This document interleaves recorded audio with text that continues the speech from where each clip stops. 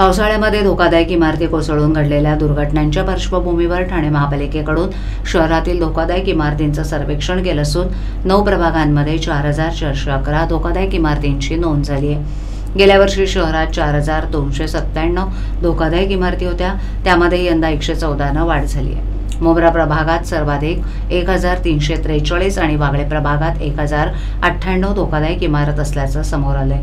या धोकादायक इमारतींपैकी अति धोकादायक गटात 97 इमारतींचा समावेश झाला असून या इमारती तात्काळ रिकाम्या करण्याची आवश्यकता आहे। शहरातील अति धोकादायक इमारतींची संख्याही वाढून 97 पर्यंत पोहोचल्यामुळे या इमारतींमध्ये राहणाऱ्या रहिवाशांच्या डोक्यावर दुर्घटनेची टांगती तलवार कायम आहे। पावसाळ्यामध्ये धोकादायक इमारती कोसळून त्यामध्ये जीवितहानी होण्याचे प्रकार वाढल्यानं दरवर्षी पावसाळ्यापूर्वी पालिकांकडून धोकादायक इमारतींचं सर्वेक्षण करण्यात येतं। प्रभाग समितीनिहाय धोकादायक इमारतींची यादी जाहीर करून प्रशासनाकडून या संदर्भातील माहिती नागरिकांना दिली जाते।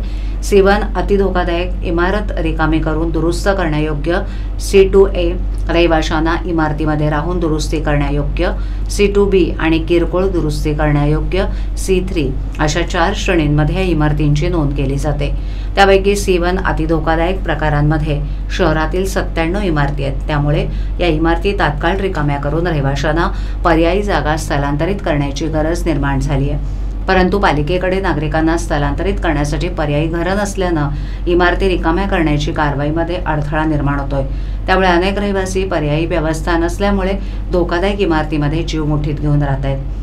धोकादायक इमारतींच्या नोंदीमध्ये मोबरा प्रभागात 1,343, वागळेमध्ये 1,098, दिवा प्रभागात 664, नौपाडा कोपरी 450, लोकमान्य सावरकरनगर 224, कळवा 246, उथळसर 167, माजिवडा मानपाडा 157 तर वर्तकनगरमध्ये 62 इमारतींचा समावेश आहे।